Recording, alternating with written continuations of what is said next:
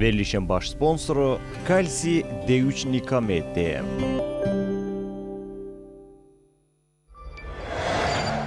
İdman həkimi, fizioterapevt Fərid Səlimovun sponsorluğu ilə Ay Həkim verilişinə baxırsınız.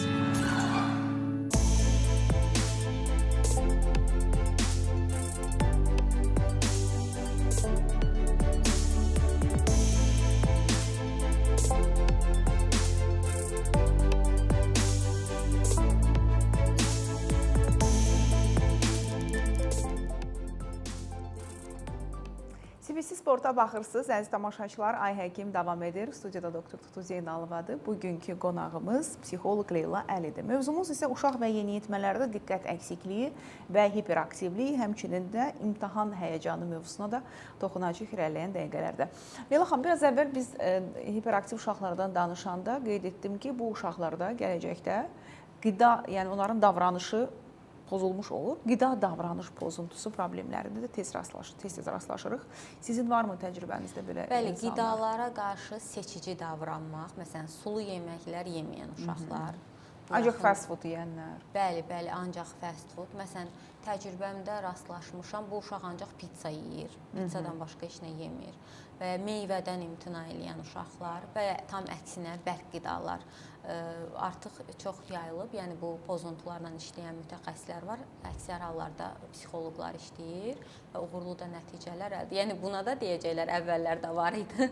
Amma artıq yəni əvvəllər də olması yəni səhv idi. Bir uşaq daim pizza, daim kartof, daim makaron, yəni eyni qidanı yeməsi. Ancaq paketli qidalar yeyirsə. Yeməsi yanlışdır. Yəni İstənilən diaqnozda mən ümumiyyətcə yəni inkişaf pozuntusu olsa da, olmasa da uşaqların elə böyüklərin də sağlam qidalanmağının tərəfindəyəm.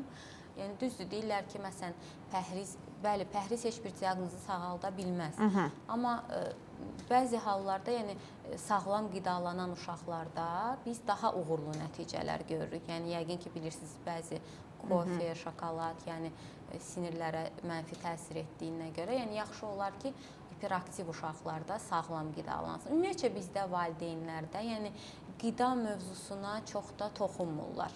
Yəni önəmsəmirlər. Yəni mən rastlaşmamışam elə bir valideynlə ki, hətta uşaq artıq çəkidən dərs keçirsə. Əlaqələndirmirlər ki, bunun qidalanması təsir edir xəstəliyin gedişatına. Yəni istər dietoloqa, istər endokrinoloqa, yəni mənim iş birliyim istər nevroloq, istər psixiatr, istər endokrinoloq, yəni komanda şəklində olur adətən, amma çox təəssüf ki, çox az hallarda psixoloqlarda görürəm ki, komanda. Yəni yalnız özlərinə yönəldilən, diaqnozda mən qoyum, yəni qidalanmaya fikir vermə, filan yerdən araşdırmışam, aidiyyatı yoxdur, amma elə deyil.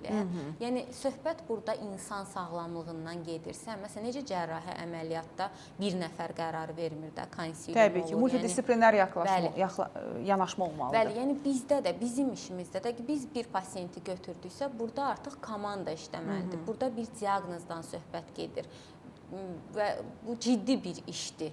Və bu uşaqlarda mən sizə deyim ki, həzm sistemi problemlərinə daha çox rast gəlinir. Bəli, məsələn, qəbizliyi olan uşaqlarda daha çox aqressivlik və ya sonradan yəni çevrilir psixoloji qəbizliyə. Yəni çox təəssüf edirəm ki, valideynlər qidalanmanı çox belə arxa plana atırlar. Yəni ümumiyyətcə endokrinoloq, dietoloq, mən bu uzun müddətdir ki, çalışıram uşaq və yeniyetmələrlə, rastlaşmamışam. Yəni elə seansa gələndə də elə yol üstü nəsə aldım, verdim, yedi və sual verirəm ki, məsələn, meyvə yeyir, yox, yumurta yeyir, yox. O sulu yeməklər yemirdi və çox adi qarşılayırlar. Bu uşaqları psixoloq, dietoloqa, uşaq endokrinoloquna yönəldən psixoloqları da azdır, gəlir razılaşaq ki, bəzən psixoloqların gözündən də qaçır bu məsələ. Mən düşünürəm ki, yəni diaqnozun fərqində olmamaq, yəni səbəb budur. Əgər bir psixoloq bu diaqnozun fərqindədirsə, yəni doğrudan da bu işin təhsilini alıbsa, fərqindədirsə ki, bu bir inkişaf pozuntusudur. Söhbət artıq sağlam uşaqdan getmir, problemli uşaqdan gedir. Yəni çox vaxt deyirlər ki, belə danışmaq valideynlərlə yəni pis təsir edir. Mən reallığın tərəfindəyəm. Yəni reallıq odur ki, burada bir problem var. Biz valideynlər sənin uşağında hər şey yaxşıdır deyib yola sala bilmərik. Əgər lazımdırsa bura cəlb eləmək, dietoloq, endokrinoloq, psixiatr, nevroloq və başqa aparat müayinələri. Məsələn, bir uşaq müraciət edibsə, həm hiperaktivdir, həm də epilepsiyası var. Yəni mən onu necə yönəltməyə bilərəm nevroloqa? Bu artıq mənim işimdə qüsur sayılır. Yəni diaqnozun ciddiliyinin fərqində olan psixoloqların əlbəttə ki, işbirliyi var. Yəni burada biz tək iş apara bilmərik. Onsuz da tək aparsaq, məsələn mən bir hiperaktiv uşağı psixiatrsız götürsəm, işə başlasam, orada az da olsa dərman müdaxiləsi yoxdursa, nə uşağın yuxusu normal olacaq, nə o hərəkətlilikdə, o impulsiv davranışlarda azalma olacaq. Yəni uğurlu bir nəticə əldə etməyəcəm. Yəni psixoloq hər şeyə qadir deyil. Yəni hərənin öz sahəsi var və psixologiya da tibbə yaxın sahədir. Tibbə yaxın səhalər də komanda işi ilə getməlidir. Bu başqa yolu yoxdur. Aydındır. Leyla xanım, imtahan həyəcanı mövzusuna da toxunaq bugün. Ümumiyyətlə, imtahan həyəcanı deyəndə nəyi nəzərdə tutursunuz? Çünki imtahandan öncə həyəcan olar da, yəni bu normaldır. Bəli, baxın, valideynlər deyir ki, uşağım imtahana görə həyəcanlanır. Mən belə izah edərdim ki, biz deyirik ki, maşından qorxuram. Biz əslində maşından qorxmuruq. Biz maşında qəzaya düşməkdən qorxuruq. Əslində abituriyentlərdə imtahan həyəcanı deyil, imtahandan kəsilmə qorxusudur. Və bu qorxunun da mərhələ-mərhələ səbəbləri var. Ailədən gələn tələblər. Məsələn, valideynin abituriyentlə ünsiyyət etmə şəkli. 600 bal yığmasan evə gəlmə. Bəli, müqayisələr, daim müqayisələr ki, filan kəsin uşağı 600 yığdı, 700 yığdı. Məsələn, o həkim həvəskarı olanlar, həkimlik peşəsini sən mütləq tibb universitetinə qəbul olmalısan. Məsələn, müxtəlif bölgələrimizdə var. Valideynlərin arzusudur ki, uşağı həkim olsun. Amma biz uşaqla, abituriyentlə söhbət edəndə görürük ki, onun ümumiyyətcə hədəf yoxdur. Sual versən, marağı da yoxdur. Kim olmaq istəyirsən? Bilmirəm. Məsələn, mən tələbələrlə çalışıram. Sual verirəm ki, psixologiyanı istəyib gəlmisən bu sahəyə? Deyir ki, yox, sadəcə fakültələr yazmalıydım. Yazdım, hələ ki elə də anlayışım yoxdur. Anlayış olmadığına görə nəzəriyyə ilə də maraqlamır, universitetdə nə keçirlər onunla da maraqlamır. Yəni, təməl səhv olanda bu səhvlər davam eləyir. Ona görə abituriyentlərlə əgər valideynlər özləri söhbət etmək istəmirsə və ya söhbətlər mübahisəyə səbəb olursa, burada mütləq psixoloji dəstək almaq lazımdır. Elə o sualı verəcəkdim ki, deyək ki, psixoloq müəyyən edə bilərmi bu hansı sahədə bu uşaq daha uğurlu olar? Çünki mən övladım universitetə daxil olmadan öncə mən bir psixoloji test etdim və mənə dedilər ki, bu uşağın həkim olsa, yaxşı həkim olmayacaq. Çünki bunun yəni bacarığı o yöndə, o istiqamətdə deyil və bizə bir istiqamət verdilər ki, bu sahələrdə bu uşaq daha bacarıqlı olar və biz o istiqamətdə onu yönəltdik.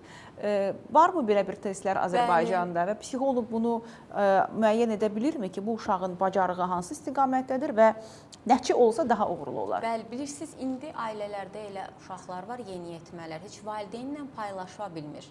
Çünki valideyn söhbət etmir, uşaqla göz kontaktı yoxdur. Deyir, mən fikirlərimi deyəndə, mən məsələn sual verirəm ki, bir abituriyentlə çalışıram, uğursuz nəticə əldə edib, bəlli bir işə istiqamətləndirib atası öz biznesinə. Deyirəm ki, sənin həvəsin var, uşağın həvəsi yoxdur, istəmir. Deyir, mənə dedilər ki, sən birinci il uğursuz oldun, alınmır da, sən də oxuya bilmirsən, sən elə bir peşə sahibi olarsan. Yəni, yəni zərbədir də bu uşaq üçün. Birinci il biz uğursuz ola bilərik, amma ikinci il daha uğurlu ola bilərik. 3 ildə uğursuz ola bilərik, 4 ildə. Yəni. Bəli. Burada sadəcə valideynlər nəzərə alır ki, repetitor həmin məbləğləri ödəmək lazımdır, repetitor yanına qoyulur uşaqlar. Bir biznes açım o pula. Bəli, təəssüf ki, belədir. Yəni, bir uşaqla söhbət etmirlər, maraqlı deyil onlara, uşaq kim olmaq istəyir, hansı peşə sahibi, hansı peşədə uğurlu olacaq. Hədəfi, arzusu nədir? Düşünün ki, məsələn, qandan qorxan uşağı tibbə yönəltmək nə dərəcədə doğrudur? Yəni, mümkün deyil də. Düzdür.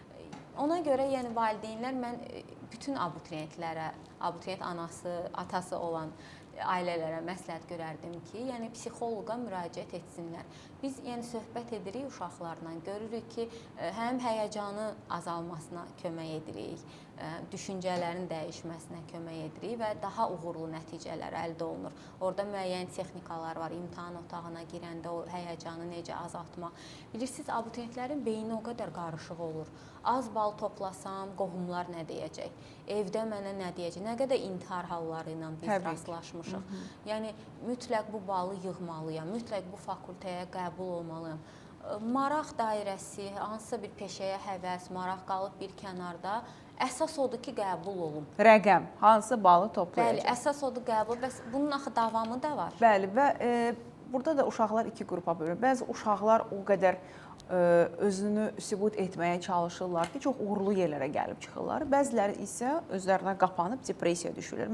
Məsəl üçün mənim yadımdadır, düzdür, mən indi 20 ildə universiteti bitirmişəm, amma yadımdadır ki, mən instituta hazırlaşanda anam davamlı olaraq bizim qohumda eyni tip universitetinə hazırlaşan başqa bir uşağı mənə nümunə gətirirdi ki, hə, görəcəksən, o 500 bal yığacaq, görəcəksən, nə bilim, o belə olacaq, belə olacaq. Bu artıq davamlı olaraq məndə bir travma yaratmışdı o vaxt üçün. Düzdür, ondan da çox bal yığdım, şükür Allah. Ölkənin ən tanınmış həkimlərin siyahısındayım, amma bu belə olmaya da bilərdi. Yəni, biraz özümüzü buraxsaq o anda bu dərin depressiya ilə, sui-qəsdlərlə və s. da nəticələnə bilərdi. Bizi müqayisə edəndən sonra o demək deyil, biz uğursuz nəticə əldə. Bu əksinə də ola bilər. Amma özgüvən sarsılır. Amma bəli, özgüvən sarsılır və sonradan görürsünüz, siz avtomatik belə bir söhbət açıldı. Çünki o şuur altında bir travma kimi qalıb. Aha, bəli. Qalıb. Yəni istər-istəməz bir inciklik qalır da. Bəli. Yəni uşaqlar individualdır.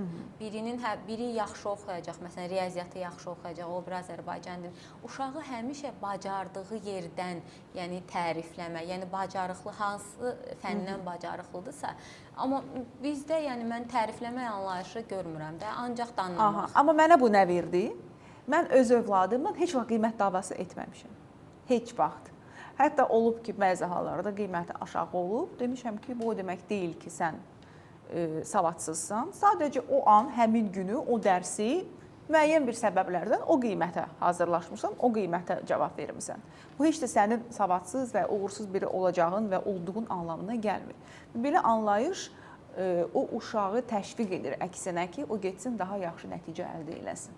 Ki, mən anamın gözündə beləyəm, bu gedim daha yaxşı oxuyum və bu nəticəmi dəyişim. Bilirsiniz, hal-hazırda abituriyentlərdə dərs müvəqqətindən çox gərginlikdir, həyəcan. Düzdür. Evdəki söz-söhbət, müəllimlərə pul vermişik, o pullar boşa getməməlidir, qohumlar nə deyəcək? Bir evin pulunu tökmüşük sənə. Bəli, sinif yoldaşlarım nə deyəcək? Yəni, o gərginliklə uğurlu nəticə əldə etmək biraz çətindir. Yəni, beyin biraz sakit qalmalıdır, biraz dincəlməlidir. Yəni, bu qədər gərginlikdə əgər uğurlu nəticə əldə edən abituriyentlər varsa, həqiqətən də afərin. Çox az hallarda biz rast gəlirik ki, abituriyentlə valideynlər normal ünsiyyətdədir, yəni düzgün ünsiyyətdədir. Yəni, imtahan vaxtı yaxınlaşan kimi psixoloqların cədvəli dolur bu imtahan həyəcanı. Yəni, dediyim kimi, orada biz nəzər yetirsək, biraz danışdırsaq, görərik ki, orada imtahan həyəcanından çox, yəni, uşaqlar düşünür ki, qohumlar bizə nə deyəcək, anam nə deyər, atam nə deyəcək. Mən ailəmə ziyan vurdum.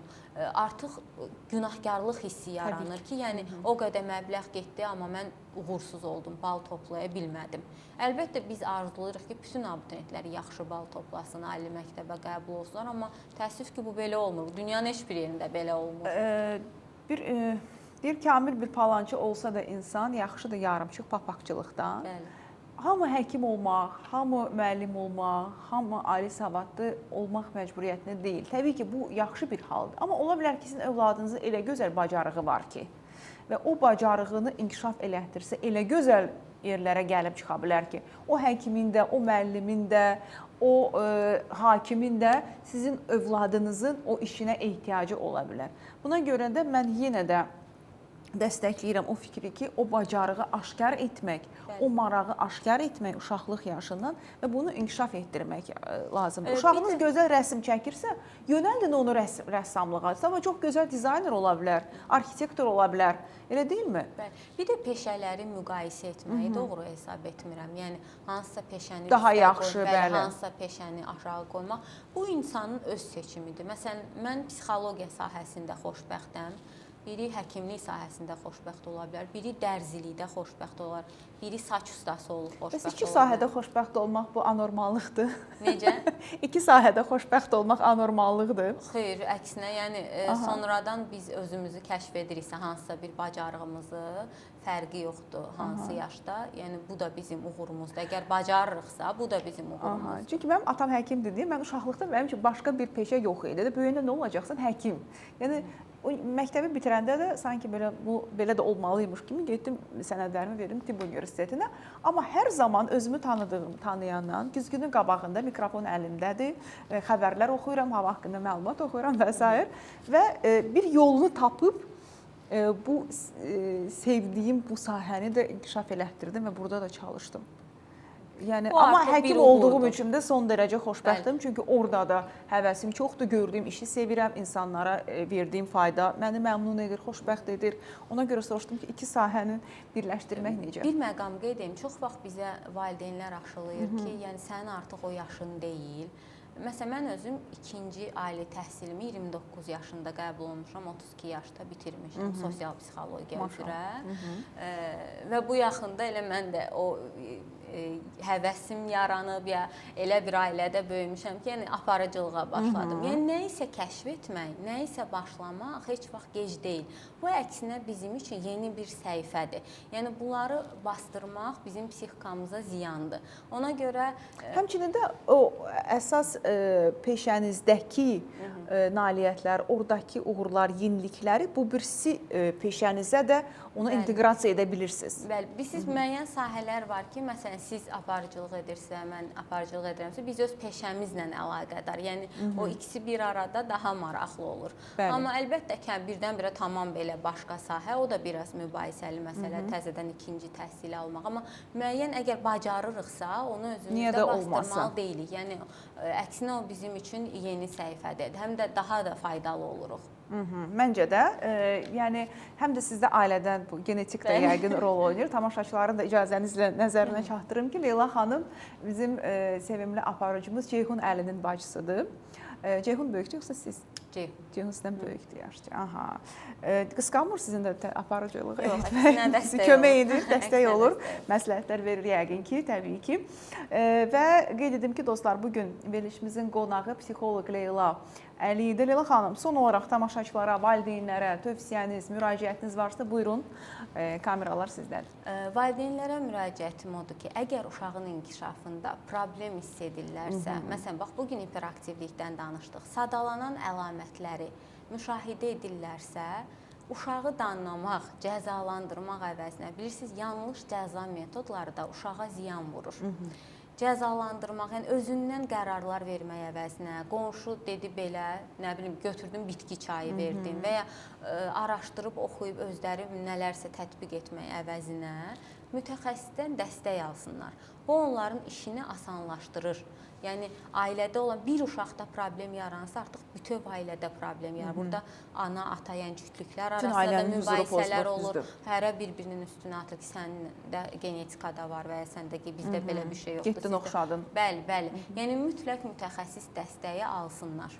Aydındır. Təşəkkür edirəm sizə və nəzərinizə çatdırım. Biz bir daha dostlar ki, qonağımız psixoloq Leyla Əli idi. Bugün uşaqlarda və yeniyetmələrdə diqqət əksikliyi və hiperaktivlik, həmçinin imtahan həyəcanı mövzusunda danışdıq. Əminəm ki, sizin üçün də faydalı oldu bu məlumat. Siz də bəlkə düşünərsiniz, etdiyim bütün valideynlər məncə bir düşünməlidir ki, harda səhv edirəm, harda nöqsanlarım var uşağımla davranışda və yaxud bəzi valideynlər var ki, həddindən artıq gərəksiz yerə uşağını tərifləyirsən, ən yaxşısan və bir narsist yetişdirir. Belə hallarda olur ki, bu haqqda danışaraq bir dəfə fürsətiniz olsa dəvət edəcəm sizi. Son olaraq təşəkkürüm verilişimizin baş sponsoru Ştada şirkətinədir. Kalsium D, Nikomet, portağal və limon dadlı çeynəmə tabletlərini sizə təklif edir. Günə 3 fincandan artıq kofe içirsinizsə, hamiləsizsə, laktasiya dövründəsizsə, vegansızsa, spirtli içki içirsinizsə, siqaret çəkirsinizsə, o zaman kalsium ehtiyacınız artmış ola bilər. Buna görə də təyinata uyğun olaraq kalsium D3, Nikomet, portağal və limon dadlı çeynəmə tabletlərini istifadə edə bilərsiniz. Çünki 25 ildən artıq bu preparat mövcuddur, sınanmışdır. Hamilələr və 3 yaşdan yuxarı uşaqlar da istifadə edə bilər. Digər sponsorumuz Böyük Britaniya təhsil idman həkimi Dr. Fərid Səlimovdur. Fərid Səlimov müasir fizioterapevtik yanaşmayla sizin xidmətinizdədir. Diz, onurğa, çiyin, əzələ ağrılarının artıq daha tez və müasir idman yanaşması ilə müalicə oluna bilərsiniz. 055 318 83 94 nömrəsinə zəng etməyiniz kifayətdir. Bugünlük bu qədər dostlar. Özünüzə yaxşı baxın, sağlamlığınızı sağlam ikən qoruyun. Həftədə 5 gün CBC Sportda Ay Həkimə baxmağı unutmayın. Hələlik.